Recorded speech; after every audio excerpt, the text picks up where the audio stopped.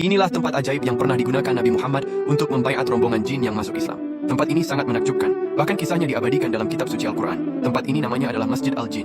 Masjid Jin adalah sebuah masjid yang terletak di kota Makkah, tepatnya di kampung Ma'la, dan berada 1,5 km di sebelah utara Masjidil Haram. Keberadaan Masjid Jin kerap menjadi perhatian bagi jemaah dari mancanegara yang sedang menunaikan ibadah haji atau umroh di Tanah Suci.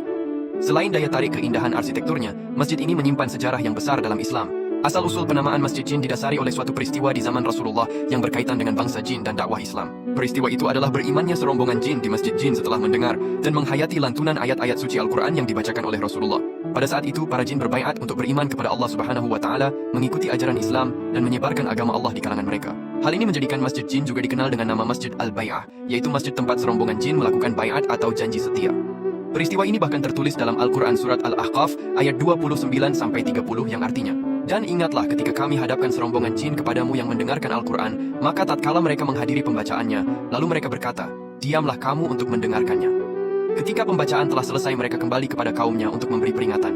Mereka berkata, hai kaum kami, sesungguhnya kami telah mendengarkan kitab Al-Quran yang telah diturunkan sesudah Musa yang membenarkan kitab-kitab yang sebelumnya, lagi memimpin kepada kebenaran dan kepada jalan yang lurus."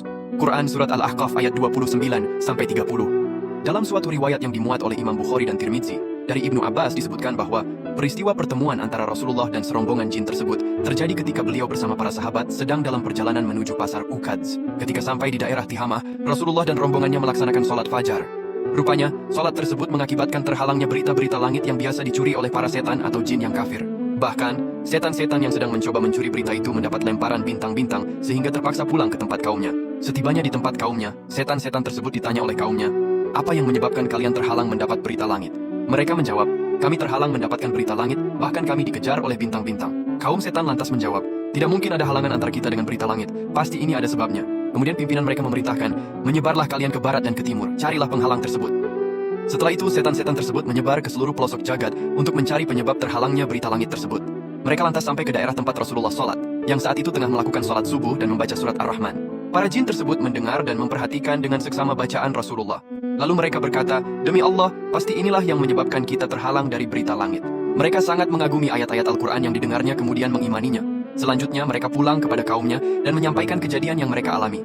Kaum mereka pun menerima dan mengimani ajaran yang dibawa tersebut. Peristiwa ini lantas menjadi sebab turunnya Quran Surat Al-Jin ayat 1 yang memberitahukan kepada Rasulullah mengenai peristiwa alam gaib yang terjadi di sekeliling beliau dan para sahabat saat itu.